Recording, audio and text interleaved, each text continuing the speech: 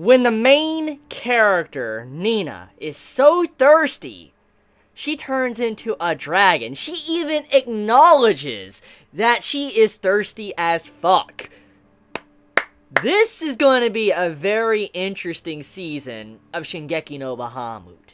I'm pretty damn excited. I mean, I already liked what I saw with the first episode of Season 2, but just seeing Nina acknowledge that she's thirsty, she's trying to keep it in check, but then to make it even better, when she's talking about her thirstiness, she sits there and just starts chugging. And I'm like, meme, thumbnail and meme. Like, that needs to become a meme. Like, Nina, I think I might have found my best girl of Spring of Anime 2017.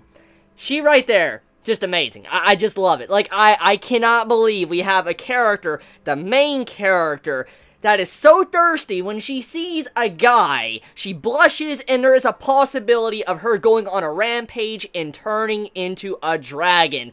That's fucking hilarious. And what makes it even better is that this dragon form she turns into is very violent. And actually, it will kill people if it's not kept in check. So, there's a lot of danger here. A lot of problems thanks to her being thirsty. I think we understand now why the series is called Virgin Soul. Just well done, Studio Mappa. Well done with Shingeki no Bahamut Season 2 Virgin Soul.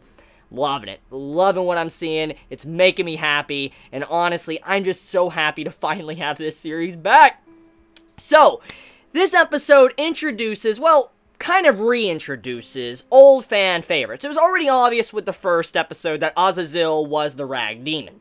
But we finally get his face in this episode, which completely confirms, and in all honesty, it's understandable if you forgot about Azazel. It is, and even Rita as well, because it's been years since, Season 1 aired, and honestly, the mind tends to wander off and you forget about certain little details, character names, or whatever, because, let's be real here, there's been a lot of anime and a lot of things that came out and a lot of things have happened since Season 1 aired, so it's kind of understandable if some don't remember Azazel, Kaiser, the relationship to Rita, and also in her relationship with Kaiser and everyone else. It makes sense, so I can understand why many wouldn't recognize the character right off the bat. So I'm kind of glad that Azazel is being a little bit more of an important character this time around. I mean, he was important in Season 1, but I'm glad he's more of a main character this time around. I'm glad we're getting his perspective and what he wants to do, and I'm also happy with the direction of Season 2 of Shingeki no Bahamut. I really love how we're on the demon side, trying to fix what's going on with them, because there is slavery, and I personally, I'm a fan of these type of stories. I really like these type of stories to where you have these underdogs or used to be evil characters showing that they're actually kind of the good guys, even though they're kind of in the gray area. They're kind of doing things for the right reasons. They're trying to help people out or trying to help their kind, which Azazel, he's going out of his way to help out, the demons that are in slavery right now. And I really enjoy these type of stories. I know many might not like these type of stories, but I personally enjoy it, and it really gets me just into it and seeing how they're trying to overcome this situation and fight against the system. And Kaiser right now, I really like his position in all of this, because in the first season, Kaiser also was slightly on the wrong side, but he didn't understand everything.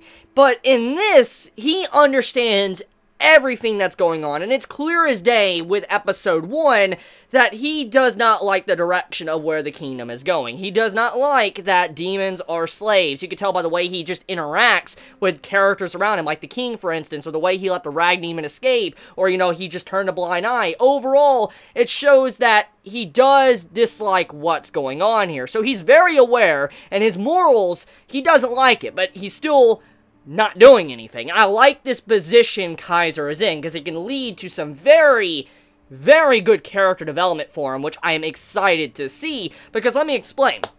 Let's explain that entire convo between Azazel at the end with Kaiser. He's like, you're even lower than the, humans I just killed. You're way lower, and at the very least, they were worth killing. You are not. And what he's getting at is that these humans were despicable. They were evil. What they were doing to demons were just outright heinous. And that is why Azazel killed them, because of what they were doing. Now, Kaiser, obviously, he is not partaking in what is happening. Like, he's not you know, using demons, throwing them into slavery, but he's still at fault here. And the reason why is because he is turning a blind eye. It's like being a part of a crime, or knowing a crime is going to happen, and you know all the details about it, you know it's morally wrong, you know everything about it is just completely wrong, but you still turn your head around. You don't even look at it. Like, you know it's there, but you just don't even pay attention to it. And that is what Kaiser is doing. He is not standing up and voicing his concern. He is not saying anything. He is not trying to change anything. Even if he has shown that he's letting Azazel do what he wants, and he can easily turn him in, it doesn't change the fact that he is still on the wrong side, and he's still basically helping out the wrong guys. He's helping out the bad guys. He's on the wrong side. And so that makes him in a lower position than the actual people that are committing these acts, doing these horrible things to demons,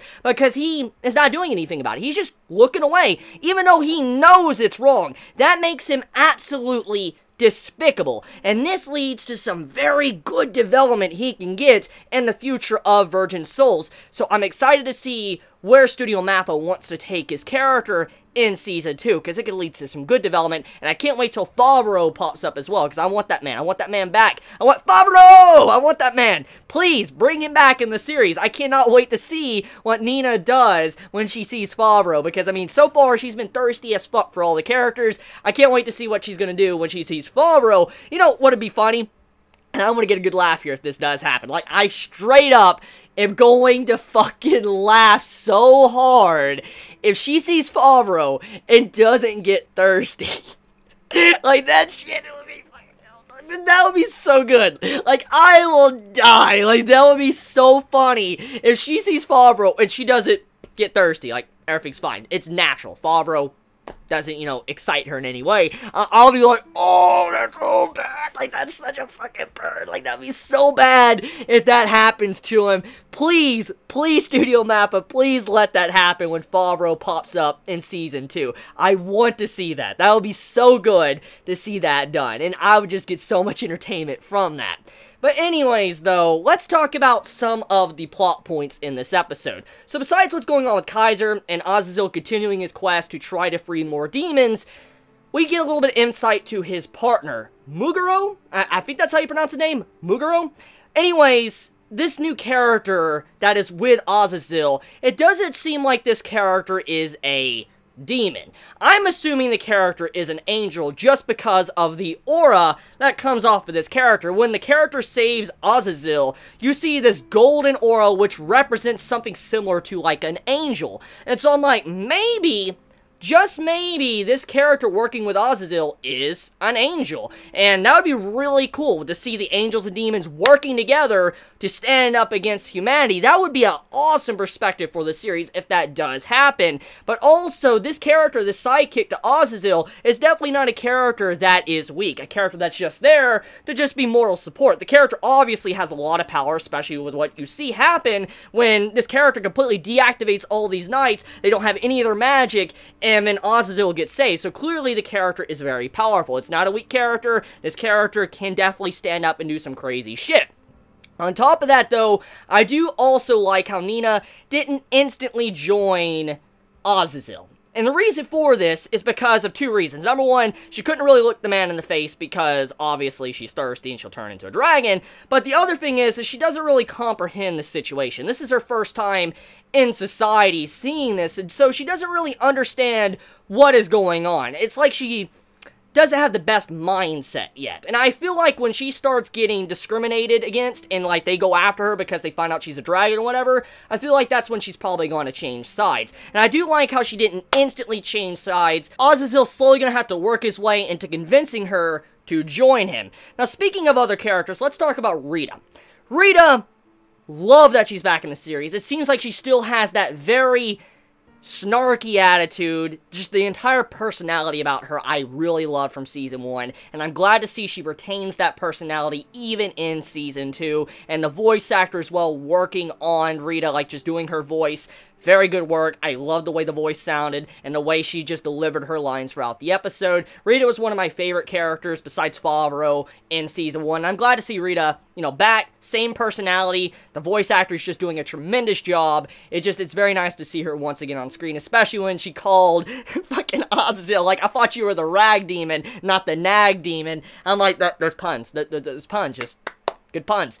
So yeah, episode, yet to watch it, go watch it, it's phenomenal, love you all so much, you have a wonderful day or night wherever you live, please be safe, Chibi out.